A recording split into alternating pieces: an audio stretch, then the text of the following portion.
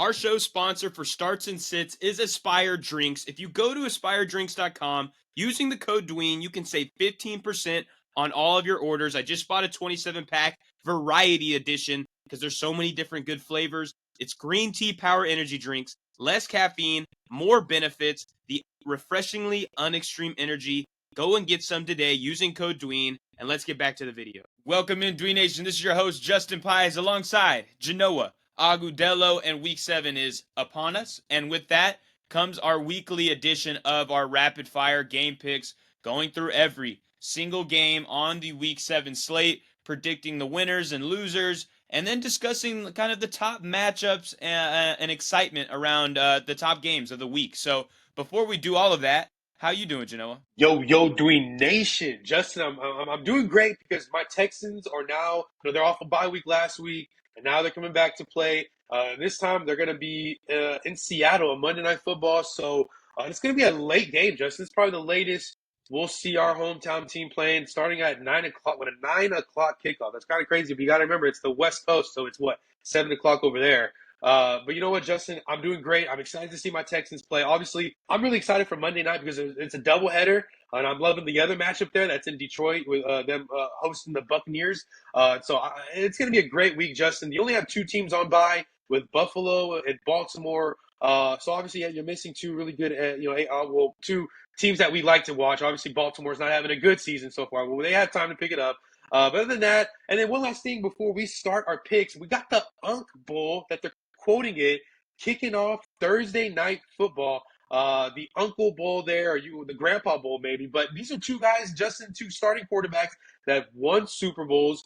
One each went on 2 magical runs. Each quarterback here went on each a magical run in their Super Bowl year perspective there, and then they won it. Now they've been journeymen. They've been on a couple teams, but now they pair with some really young, dynamic playmakers there. And this is going to be a great divisional matchup. In some ways, Justin, I'm excited to see this. Yeah, I'm super excited to see the Uncle Bowl. I like the name that it's been touted. I honestly am going to be glued to that game. I actually think even though Pittsburgh's got a pretty solid defense, I think that game's going to be higher scoring than we expect. Oh I yeah. think there's going to be a good back and forth there. I like what we're going to see from Aaron Rodgers and Joe Flacco. Kind of the last stands for both of them, the last runs for them. So that'll be fun to see. But with that, let's start our predictions here. And if you got count me Yeah, down yeah, from I'm great. 3. You Yeah, you were ready. I yeah. love it. I love it. It's week 7, Justin. The match when we're done with our picks, definitely a lot to talk about here. Potentially with each matchup, maybe if we have enough time. But other than that, Justin, I will count you down here on what's going to be a fun week 7. But yeah, all right, ready in 3, 2, 1, and go. Let's start on Thursday Night Football with the Uncle Bowl, and we got Joe Flacco and we got Aaron Rodgers. A lot of people are expecting Pittsburgh to win, but I'm going to take Cincinnati at home. Joe Flacco is supreme there. We move to London, where we get the Rams and the Jaguars. Jacksonville's normally pretty good overseas, so I'll take Jacksonville to win there. We get New Orleans at Chicago. I'll take the Bears to win. Miami at Cleveland. I don't like Miami. I'll go with Cleveland to pull out the win there. New England at Tennessee. We get a Mike Vrabel revenge game. I'll take the Patriots to win. Las Vegas Raiders play the Chiefs. I think the Chiefs are going to blow out Las Vegas. They get the win there. Philadelphia at Minnesota. This one's going to be a tight one. I like Minnesota off of the bye, so I'm going to roll with them to get the win there. Carolina at the Jets. The Jets look like an absolute travesty, so I'm going to take the Panthers to win. The New York Giants go in Mile High to play the Broncos. I'll take Denver. Indianapolis and the Chargers. I think this is going to be a great game that I'm going to take the road team and the Colts to win. Washington at Dallas.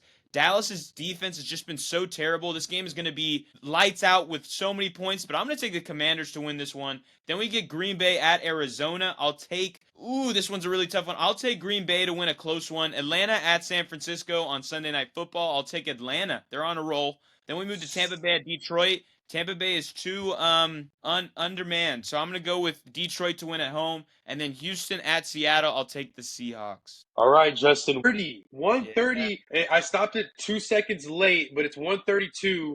But still, you're at 130. It's your fastest take. When you I'm got to improved. like Washington or Dallas, that's when you hit a minute. So I was like, oh, he's actually going to get under 150 today because you passed. I would say up until this point of the season, you're averaging like 150, maybe 2 minutes around that time. But hey, 132, I guess is your fastest time of the season. My season high is what they Season would high, or say. yeah, or season low in a way if you think about it. Oh But yeah, yeah, season high is what we can call it though, because you want to be I fast, like it. rapid Yeah, fire. exactly. All right, are you ready? I'm gonna count Cool. you Yeah. down.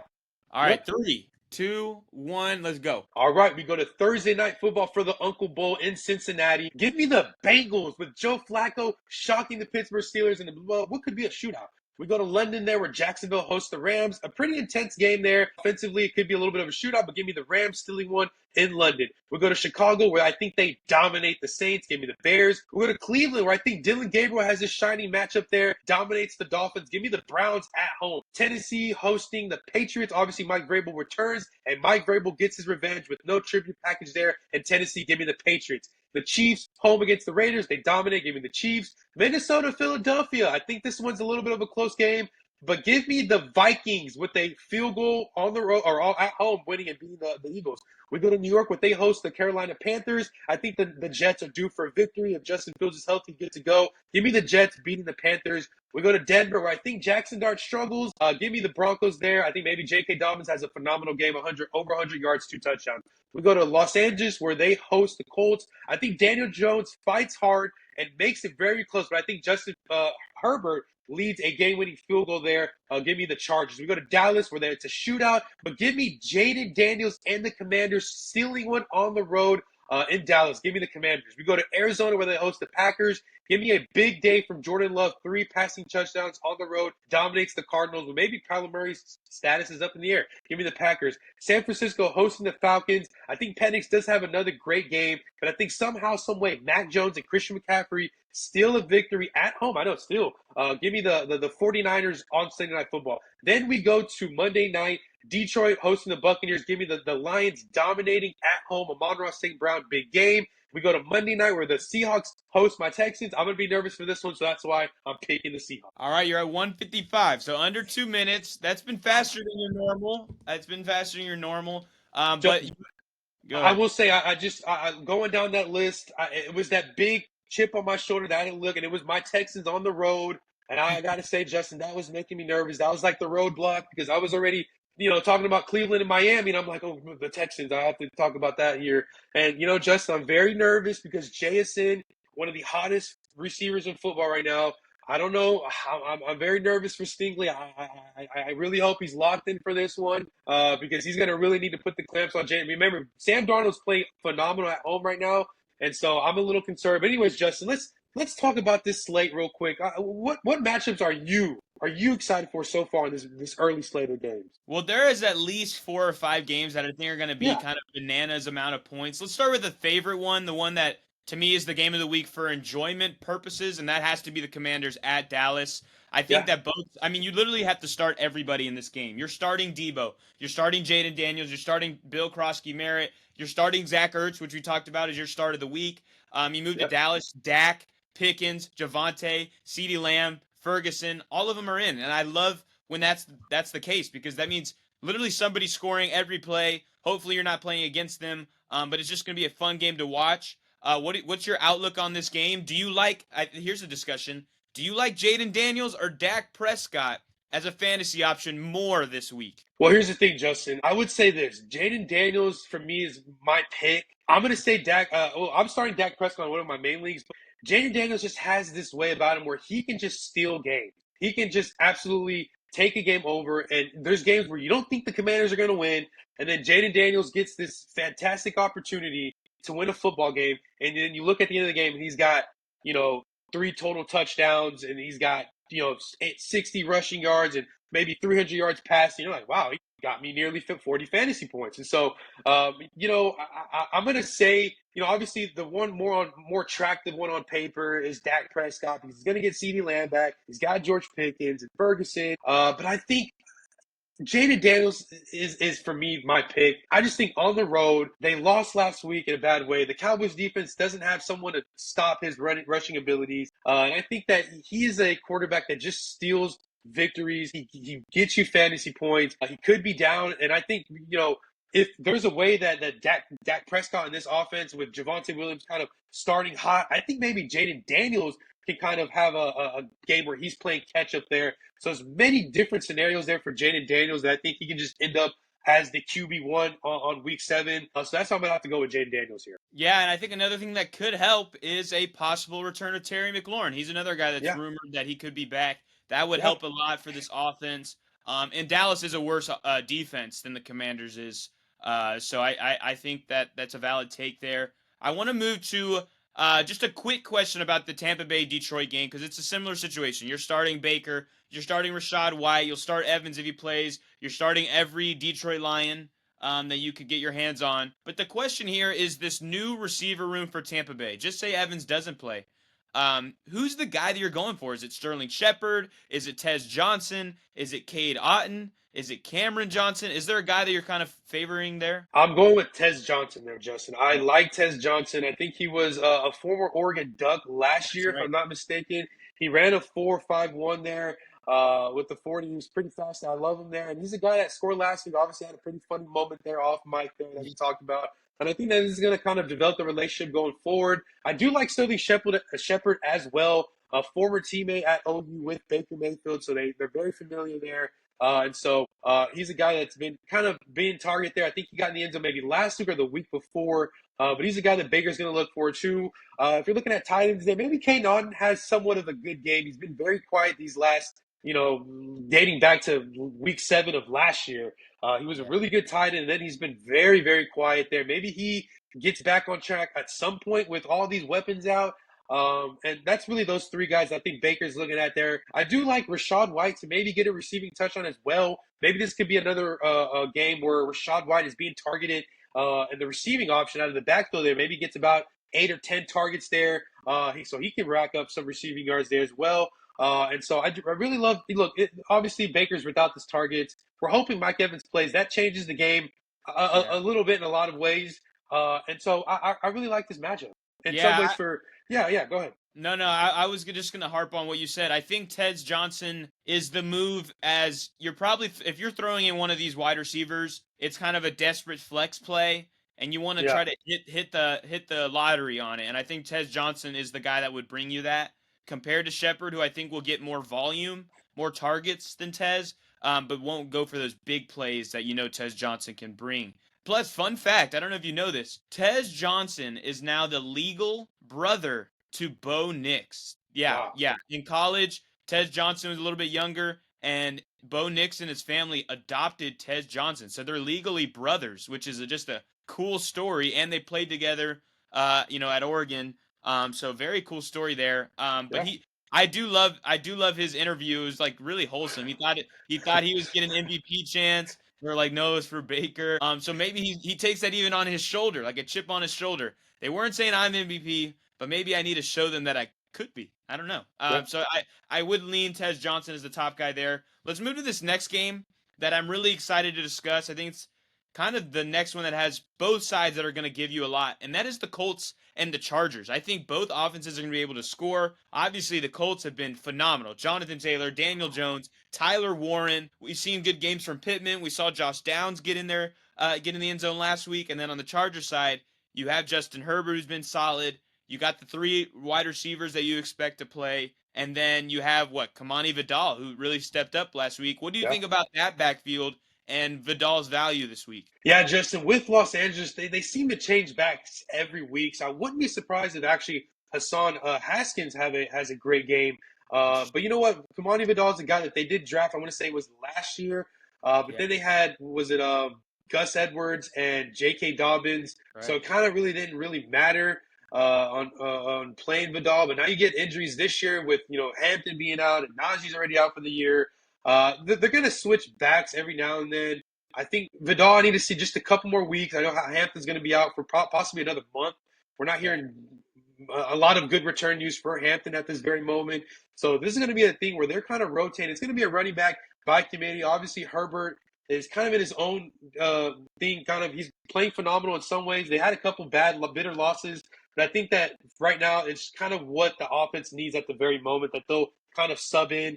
So I'm not really too bought in with Vidal yet. I think he does have great play potential, but we'll see. I think Haskins gets a little bit more usage this week. But I want to talk about the Colts because Justin, one thing I didn't have on my bingo card is Daniel Jones leading the 5-1 Indianapolis Colts there. Their only loss being to the Los Angeles Rams in that very building. So maybe, Daniel Jones can kind of, shake it off and not go 0-2 at SoFi. So, you know what? I will say, Justin, I think I had the Chargers winning this game. But you know what? This is possibly my stamp of kind of like a upset alert, Justin. I think Yeah.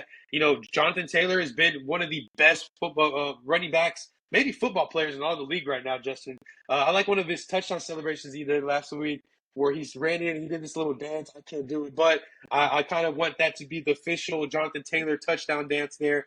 Maybe he might do that a couple times on this Los Angeles Chargers defense where, A-Chain was able to score last week on. So I feel like you can start Jonathan Taylor, feel great. Obviously, you're going to start him anyways. And then you look at the other playmakers, right? Like Daniel Jones can rush it, right? But what about Pittman? And what about maybe an Alec Pierce having a breakout game? And then Tyler Warren, who's been, we talked about this in the offseason where, these rookie tight ends, they're going to come into this league. A lot of these defenses don't have a lot of footage but college, and they come and they break out like Laporta. And I feel like that's kind of like what we're seeing out of Tyler Warren. He has a great matchup against this chart. Obviously, I think Darren Waller scored last week too. So on this Chargers defense, so I love Tyler Warren there. So yeah, that's a great matchup. Before I get your reaction, I want to get your reaction on this game, but I also want to talk about the matchup in London there, kind of the next matchup on the queue between the Rams and the Jaguars. But first, Justin, what do you think about this matchup there? Do you think that the Colts really can? I have this feeling that they can. This is like my upset alert matchups of the week. I think a lot of the teams we picked, I feel like I'm feeling good about it. I did pick the Chargers to win this matchup, Justin, but do you think that the Colts can upset them? Yeah, no, I mean that was my pick in our rapid fire. I went with Yeah, Indianapolis. I just think they're playing a lot better than the Chargers are right now. I think with those injuries on the offensive line and Hampton being out, yeah, the Chargers just aren't as good of a team, and their offense is not, putting out what you would expect from what we saw earlier in the season. I do love that Lad McConkey has kind of stepped back into that wide receiver one role for the yes, team. That has been good. I know Quinn Johnson was out. But even when he comes back, I think Keenan Allen's starting to descend. Just because yeah, he started out hot, but he's a veteran, an old vet. You start out too hot, you kind of burn out. So I think that Lad's going to kind of step back up into what we expected him to be going into the season. So I like Lad this week. Jonathan Taylor, you're right, is obviously kind of the best player in fantasy right now, especially with Puka being hurt. We saw the last 2 weeks the Chargers give monstrous performance out to Ja'Cory Krosky-Merritt, and you're right, you mentioned Devon Achane, both great games. So Taylor's going to be great. Daniel Jones is going to be great. Tyler Warren has kind of been the most consistent tight end in fantasy so far. He's literally only had one bad game. So I've been a fan of what I've seen from him. So you're starting literally all of these guys. I think Keenan Allen, if he does bad this week, I'll start looking to sit him. yeah, But I got to give him one more chance because he did start the season really hot. And yeah, come on. I really like your take with the running backs for the Chargers because I mean I was kind of on the Vidal train, but you make a good point because going into last week they were like Haskins is our starter and he did start, yeah, but then maybe they decided to go with the hot hand. Vidal maybe had a couple of good rushes and then he was the guy rest of game. And that could totally switch gears after a week. Maybe Haskins puts a chip on his shoulder, starts out really yeah, hot, and he's the guy. So that backfield is a little uncertain there, but I do think the Colts come away with the win. We'll move to that London game that you were mentioning. With no Puka, I think that the Rams offense takes a little bit of a step back. yeah, We actually even saw that last week when they played the Ravens, who is a really beat up defense. When Puka left, their offense kind of went to the side. They didn't really have that much production, and they only won 17-3 against a team that gave the Texans 44 points in the week before. yeah. So I'm a little worried with the Rams offense. Plus, Jacksonville's defense has been sneakily good against the run, so I don't expect a huge game from Kyron Williams either. I do think Adams is a great play because he's just going to get hyper targeted. And then on the Jacksonville side, you got to start Brian Thomas. I think he's back in our good graces. But I'm worried about just about everybody else in this game besides Adams and besides Brian Thomas. Yeah, Justin, I feel like with this matchup, I really wish Puka was playing. I know everybody in London there would be excited to see. I feel like Puka would be kind of like that national treasure there. that people overseas would really, become a fan of once, witnessing him play in person. But I feel like this matchup is really good in some ways because you got this defense for Los Angeles playing really solid there. I know last week they had a great matchup, but I'm just excited to see what Liam Cohen can do to attack this defense. And not to mention Liam Cohen versus Sean McVay. These are two pretty bright offensive minds there. Obviously, McVay has a better resume and he's been tenured the longer, as far as head coach. And Liam Cohen is kind of through this first half of the season, this first part of the season, I would say. He's looking to be a really great play caller there. Obviously, they only scored 12 points last week at home. But I think that they get a little bit of a bounce back game. Obviously, Jacksonville has been the only franchise in the past 15 years that's been playing consistently overseas in London in that stadium. So they're the most familiar franchise there. So I feel like they're going to have the momentum. And I'm excited to see what this offense can do against a tough, a solid deep, right? Obviously, you're looking at Los Angeles. You're not saying, oh, they're a dominant defense, but they're a top 7, maybe top 10 defense for sure. A defense that you can definitely feel confident once the NFL playoffs start. And so, they're definitely solid there. And I want to see this is a solid offense lining up against a solid defense in Los Angeles. And then this is kind of a more unknown Jacksonville defense going up against Matt Stafford and with no Puka. So in some ways, it's kind of even. They have some pretty decent pass rushers there in Jacksonville. So I'm excited to see what they can do on a polished Rams offense. So that to me is a great game to start your Sunday there, Justin. And so I'm very excited for that one for sure. But yeah, I definitely like this matchup there. Another matchup I want to kind of get into. What are your? I got to get your thoughts about this. I know we like the Eagles here. Last Thursday they had an abysmal performance here against the Giants. What is your thoughts?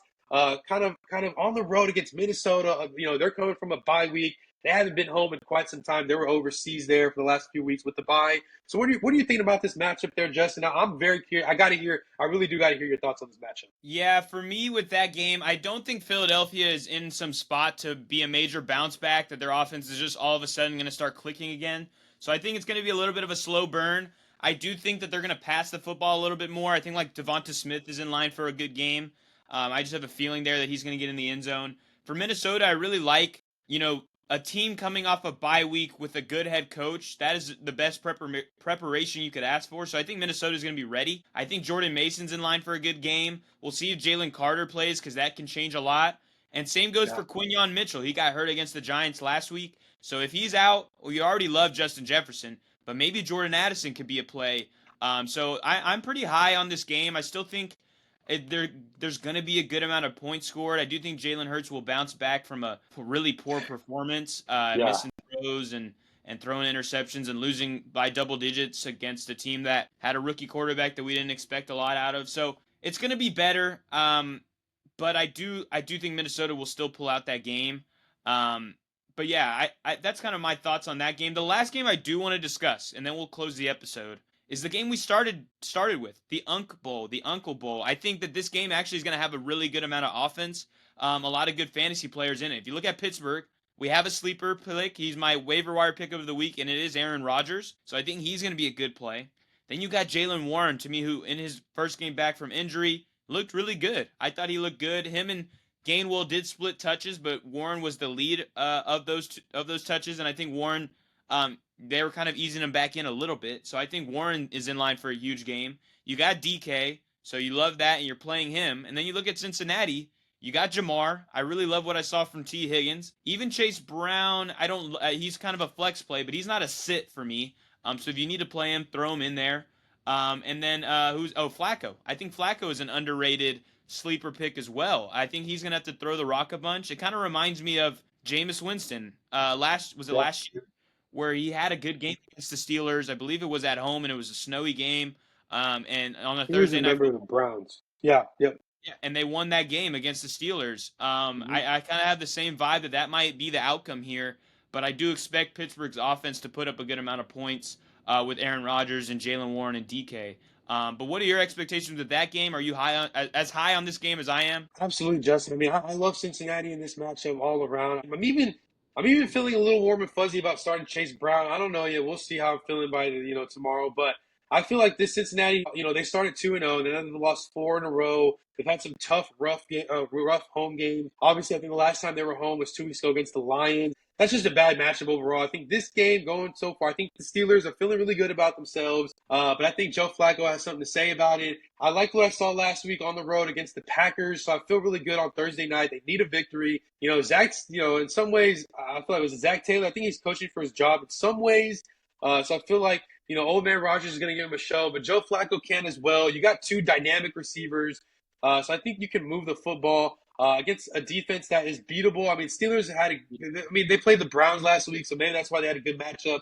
But they've been beatable in the first 4 or 5 weeks of the season. So I feel like old man Flacco at home. If this was in Pittsburgh, I'd feel different about it there, Justin. But since it's in Cincinnati, I think this could be like a kind of a walk off field goal, game winning or game leading drive. It is going to be close. I think that Flacco has potential to have a great fantasy game because you got T. Higgins, you got Jamar Chase there. So if you're not going to be able to make that work, I think you suck. And I think Flacco has the gunslinger abilities to get the football to these receivers. And this is going to be a fun game. I mean, I think a lot of people are making jokes, but I actually think it's going to be a good game because, Justin, one last thing before we kind of cut this off, I feel like I'm feeling really, nostalgic about Aaron Rodgers, Justin. Once upon a time, Aaron Rodgers was my favorite football player from, I want to say 2014 to say 2019. Those last years with Devontae Adams in Green Bay. He was one of my favorite quarterbacks to root for and getting drafted in fantasy. Obviously, who can forget about his 2011 year? But Justin, right now, he's having a great